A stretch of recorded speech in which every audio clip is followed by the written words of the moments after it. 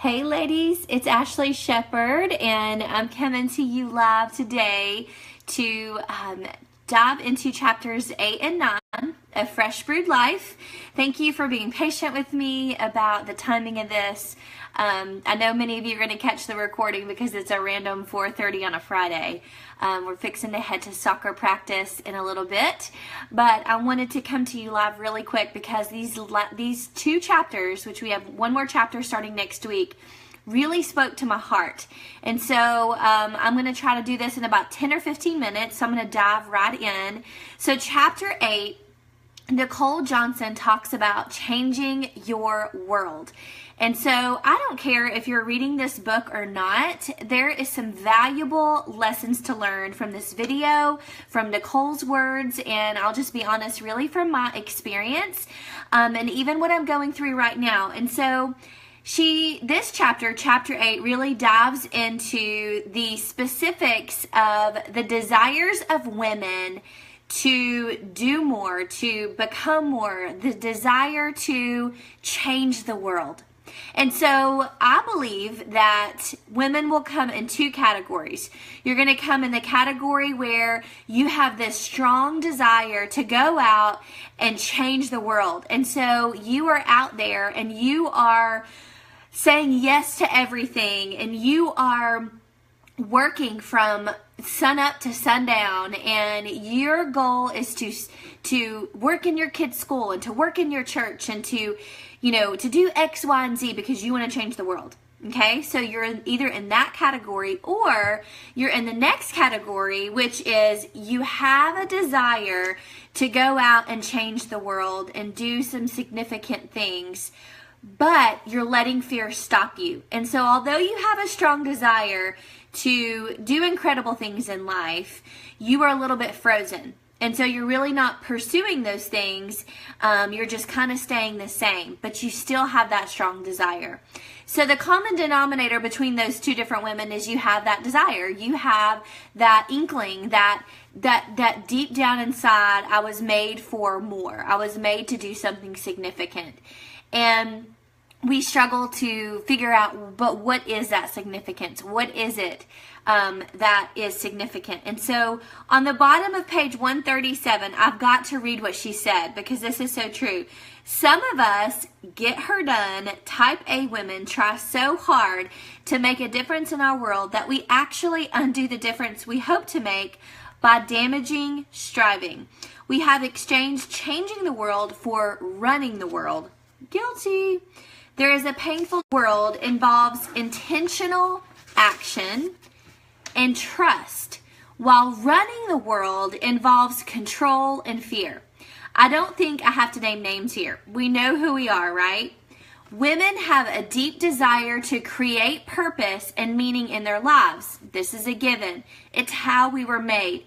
I haven't met one woman who said, I want to look back on my life and realize that it didn't count for anything. No. And she talks about how we use the word significance and legacy. And so the reality is, I believe we all have that deep down in our souls. And at the end of the day, we find ourselves a little bit anxious because we found our days in the midst of doing laundry and dishes, and so we go to bed feeling like we didn't do enough, or what we did is not going to change the world that we are in. And so we feel a little bit like we're just who are we? Like, are we making a difference? What is it that the Lord wants me to do? And so she really takes us on a journey to really look inside of ourselves, of who we are, and our inner voices really dictating what's important to us. And let me ask you a question if you thought this. Well, how can I change the world? There's nothing remarkable in what I do. I raise kids. I drive the carpool. I'm not going to invent anything or influence anyone. I don't wear makeup to the grocery store. I can't even find my car keys. Change the world? You've got to be kidding. But inside, we have a deep need to know what we are doing matters. And I think we can all agree, every single woman on here can all agree that we can agree with these statements. That we've all said it at one point. What? I can't be an influence. I can't change the world. About 6 years ago, I told Ryan, my husband, that I had a desire to help people. I was like, I want to help people. I want to do something. I want to do something big because, you know, it's great that I can stay at home with these kids. And it was just like I had this like desire to just do something. And I remember working in the nursery one day and just the Lord just kind of settling my heart saying, this is it. You are helping these kids know who I am. And so, although sometimes we have this desire to do something big and significant, we miss the extraordinary in our ordinary. And what I mean by that is when our kids can have clean clothes freshly in their drawers and closets, food in the cabinets, in the refrigerator, you know, we're taking them to sports, we're letting them live out their passion and their desires. That is super significant.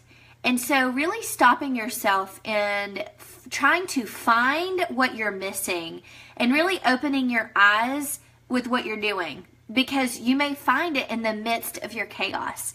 You may find it in the midst of putting your kids to bed and listening to your kids say a sweet prayer and knowing that you made a difference in their lives because they are praying to Jesus. Or finding the extraordinary in watching your kids play a sport. Or finding the extraordinary in watching them play outside and just play together. Or maybe you don't have kids and maybe you're finding your extraordinary in a relationship, a best friend, someone that says thank you for being there for me. Or, you know, I think sometimes we have to stop for a second and say, you know what? Like what I'm doing right now is extraordinary. I may not be writing books, or I may not be leading a ministry, or I may not be, you know, I'm not the CEO or the top person in my company, but what you do on a daily basis makes a difference. And maybe it's holding the door while someone walks in the grocery store, or it doesn't have to be huge. But until we can find the extraordinary in our ordinary, we're going to be searching for the next big thing. But guess what? The next big thing may be the next small thing. And the 28 small things that you do over the course of a month could equal a big thing. And so that was really on my heart to share with you about this particular chapter. But one of my favorite parts of this book is she shares the story of a woman making ham for her husband, and she cuts off the ends, and her husband asks, why do you do that? And she's like, I don't know, my mom did it. So she picks up the phone and she calls her mom and she says, Mom, why did you do that? And Mom's like, I don't know. I did it because my mom did it, which was her grandmother who had passed. And so one day she was at her aunt's house and she asks her aunt, well, why do you do that? And she laughs and she said, well, one day I asked Mom why she did that. And the reason she said that is because, or the reason she did that is because her pan wasn't big enough and she was trying to fit the ham in her pan. And so the woman starts to laugh. But Nicole Johnson really takes you on a journey where she says, are you doing things you've always done because you've never thought about doing things differently? Are you cutting out pieces of your life for no good reason? We have more pans than our grandmothers did. We have opportunities. We have choices that we've never even dreamed of. I'm not saying that you can have it all or you can't, or that you won't find yourself needing to trim some parts, or you will. But don't get stuck thinking you can't build the life you want because you've never done it that way before. Let's loosen up our creativity and let's go out and find different pans. And I love that perspective, because although we need to find the amazing things in our simple tasks and go out and enjoy the small things, we also can look at our lives to say, I am blessed with these certain gifts. How can the Lord use that in my life? And start thinking outside the box. And she goes into about facing our fears and finding our passion. And she put on here that she's a recovering superwoman. And that's so me. I'm a recovering superwoman. But really understanding that you are so specifically designed that it's almost a shame for us to get wrapped up into what we're missing or why we're not significant, because we are significant because He created us.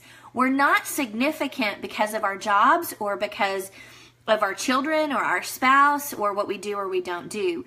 We are significant because of Jesus. And so you can go ahead and hide, all of your anxiety in that. We wrap up a lot of our anxiety and our busyness in our calendar is maybe we're trying to live this life that we're not called to live, that we're trying to fill up our schedule because we feel like that's going to make us who we are. Or maybe you're not filling your schedule up at all because you don't feel worthy enough. And so that is what I want to share with you, is that your significance is wrapped up in being a daughter of the King. And knowing that when we accept Christ as our Savior, that we are on a new journey and a new path. And who we are in Him matters. And He will direct those paths. He will help you find the extraordinary in the ordinary. He will help you find what you're supposed to do, what you're supposed to fill your calendar and your time with. And so stop waiting for life to begin, because life happens now. So I love this, and I'm going to end this chapter with this little quote on page 148. You don't have to change jobs to find meaning and purpose, but you have to change your perspective. You don't have to wait until your kids go to school or you're free to volunteer. You can start today. Find the meaning in today. Don't miss the life that is right in front of you. Mine it for the meaning that is there. And make intentional choices to make the work that you're doing about something deeper than work itself. It is the means to the end that you're aiming for. And I have said this before, but my Sunday school teacher's wife said this in Sunday school one morning, that with God, there is no beginning and end. So with us, we get wrapped up in starting something and finishing something. I'm starting a job, I got to finish a job. I'm starting a relationship, I'm going to get married, and we're going to, our relationship's going to go to the next level in our relationship, the next level in our job. We're always looking for the next thing.